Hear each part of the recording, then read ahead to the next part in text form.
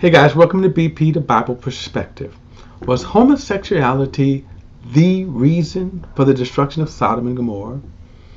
Was it the main cause that God rained fire and brimstone and destroyed the entire metropolitan area? Many Christians think so, and many Christians still declare this great evil, even to the point that the rise of homosexuality in America could be one of the reasons God will judge America. Now, before we get into it, please like and share this video and subscribe to BP, the Bible Perspective. And as always, if you ever thought or comment, add it to the comment section below. All comments are welcome. Now, we have been, this battle has been raging for decades. But it's really been a political battle, meaning this. The Christian right and the counterpart 50 years ago made it a talking point that homosexuality was this great sin. And I'm not disputing, let me just be clear, that homosexuality is a great sin. But is it the only great sin?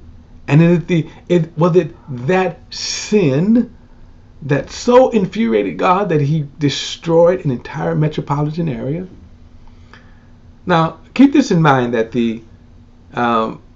one of the talking points of the Christian right movement has been homosexuality. Not only had it been one of the original talking points, but one of the more lasting talking points. In other words, it exists to this day. Yeah, really two, basically homosexuality and abortion. But when you go back to Genesis, and we're going to go there in a moment, was homosexuality was that the reason that God said enough is enough? Well, let me just show you something. This is Genesis chapter 13. And I'm going to read verse 12. It says, Abraham lived in the land of Canaan, but Lot lived in the cities of the valley and set up his tent near Sodom. Now the men of Sodom were evil, sinning greatly against the Lord. And notice that phrase there.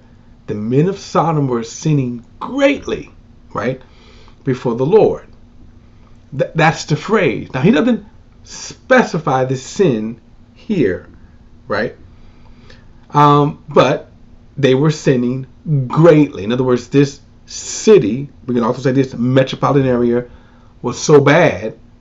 In other words, it said it was sinning greatly before the Lord. Now, in Genesis chapter 19, chapter 18, we're going to see this is where God pronounced his judgment on Sodom and Gomorrah.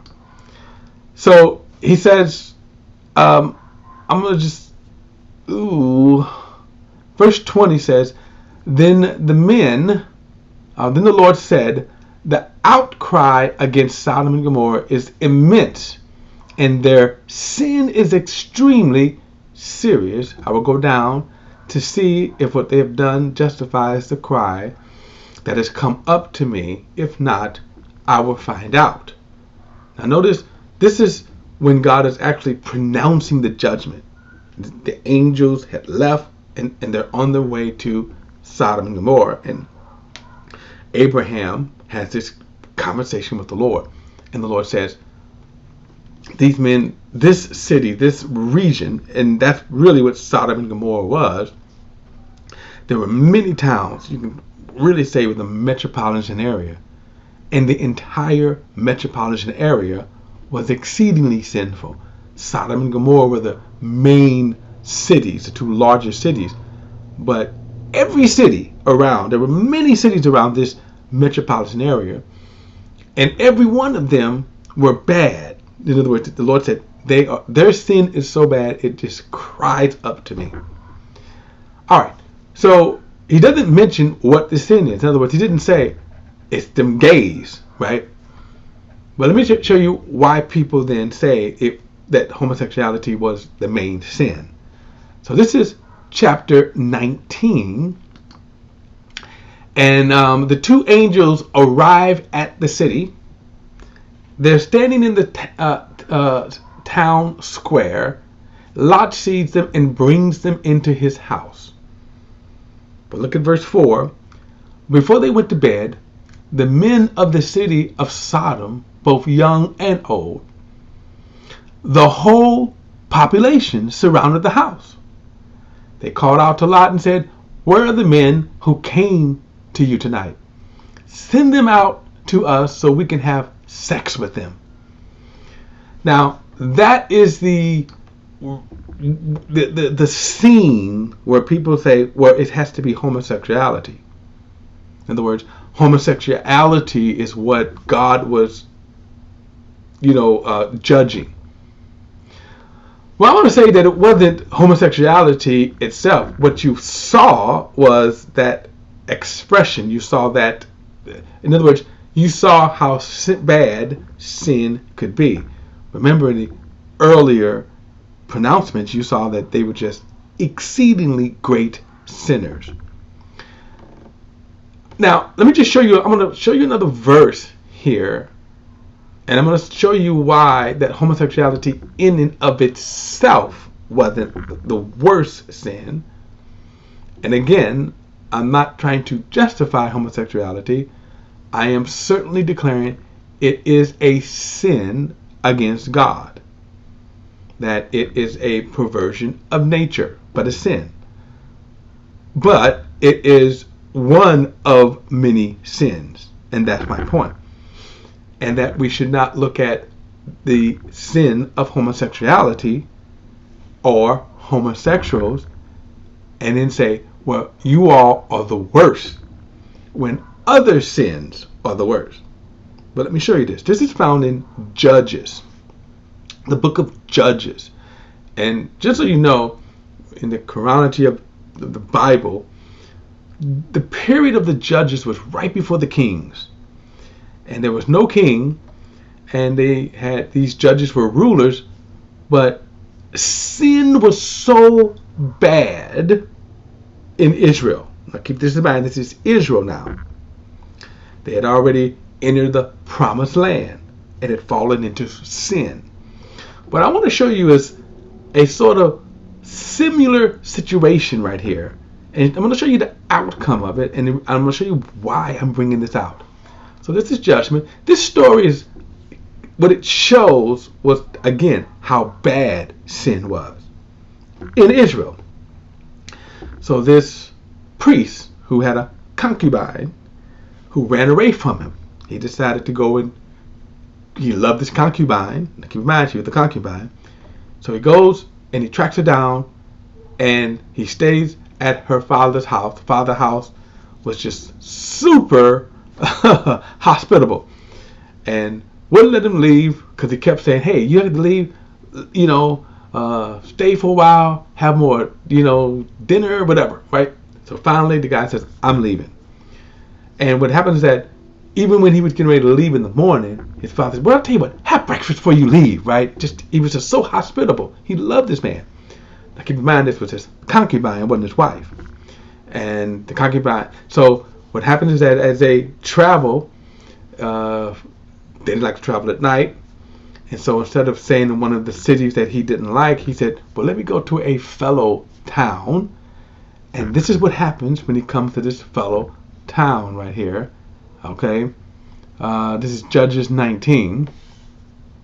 So the same thing happened that you saw in Sodom and Gomorrah when the angels showed up. They're in the town square. And in this particular case, no one is extending hospitality to him, taking him in. But this old man comes and says, verse 20, peace to you, said the old man. I'll take care of everything you need. Only don't spend the night in the square. So he brought him inside his house to feed his donkeys. Then they washed their feet and ate and drank. And while they were enjoying themselves, all of a sudden, perverted men of the city surrounded the house and beat on the door. They said to the old man, who was the owner of the house, bring out the man who came to your house so that we can have sex with him. The owner of the house went out and said, do not do this, my brothers. After all, this man is coming to my house. Don't do this horrible thing. He says, here are my virgin daughters and the man's concubine. Do whatever you want. Now I'm going to stop there because it goes on, and here's what happened. Now remember, in the story of Sodom and Gomorrah, if we had went on and read, we would have read where they demanded that the two angels who looked like men come out, and they said, hey, come out to the city so we can have sex with these men.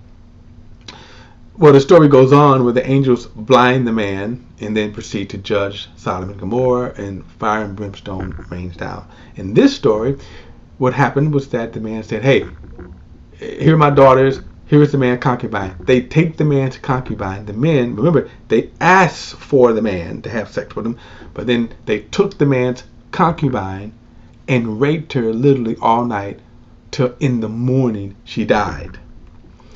Now, here's the reason why I'm saying that. Similar situations, there's similar stories. Here's my point. Even though they asked for the man, it wasn't homosexuality in and of itself. It was the sin of just the debauchery, the debased nature. And one of the things that we see here was that what God was judging was that their ungodliness led to their gross debauchery. It just manifested with them demanding sex from an angel. But when we see the similar story in Judges, they didn't care. They didn't even go with the men.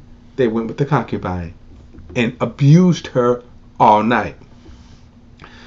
Let me give you an example here. This is Ezekiel chapter 16, and this is what God says was the sin of Sodom now. And this is kind of what brings this point home. This is Ezekiel chapter 16, and this is verse 49, and he says, now, this was the iniquity of your sister Sodom. Now, let me just back up for a moment and tell you, this is Ezekiel giving a prophecy of the now judged Israel. Many of them have been exiled out. The city of Jerusalem is being destroyed, right? Israel is destroyed, and they're being exiled to Babylon. And while in Babylon, Ezekiel is giving this prophecy.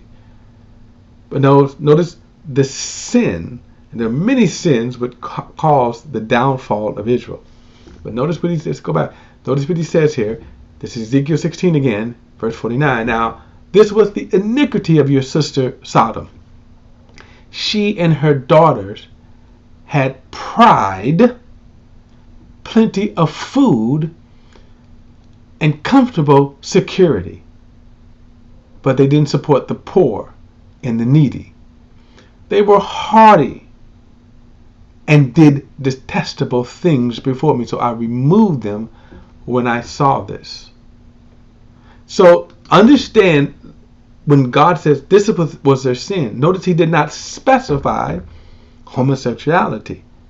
Certainly it is mentioned in the detestable things. But they did many detestable things.